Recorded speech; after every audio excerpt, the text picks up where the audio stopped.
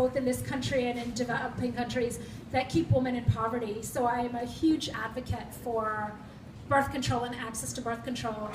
But I'm very conflicted because birth control pills and hormonal methods of birth control, not just a pill, but Mirena, the IUD that has hormones and so on, really affect the microbiome and not for the better. So one of the things that I see a lot in my practice is women with recurrent vaginal yeast infections because of birth control pill use. So I really try and steer people towards things like a copper IUD that don't have, not the hormonal ones, but things that are non-hormonal, because it definitely does. And we're looking at long use, unlike an antibiotic, which is very deleterious, but might be one time.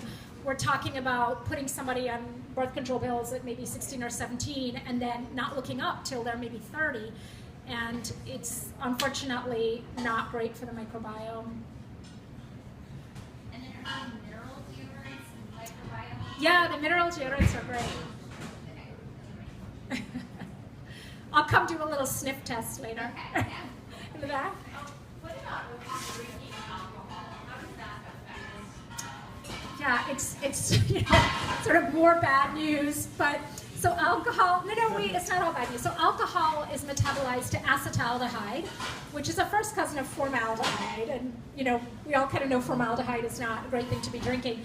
So microbes are fragile, and alcohol in excess, and I'll chat a little bit about what that means, can be very deleterious to microbes, but alcohol in moderation you can get away with very easily. And again, if you have a pretty healthy microbiome and you're avoiding antibiotics and you're living a little dirty and you're eating clean, you can get away with it. If you have severe microbial disruption, certainly our patients with severe autoimmune diseases, with bad Crohn's and ulcerative colitis, we really ask them to limit the microbiome until they're in more remission.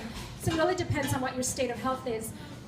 So in terms of alcohol in women specifically, 1 or more alcoholic beverages a day doubles our risk for reproductive cancers, ovarian, uterine, and breast. And I always emphasize, particularly to my college-age patients, that that's 1 or more, not more than 1. So 7 is kind of the magic number you want to keep in mind, 7 drinks. Ideally, not all on one day, 7 a week. It doesn't have to be 1 a day. It could be 2 one day, 1 another, 2 1. But you kind of want to keep that number 7 in mind per week. And I think at or under that number, you're in pretty good shape both for your microbiome and for the risk of reproductive cancers.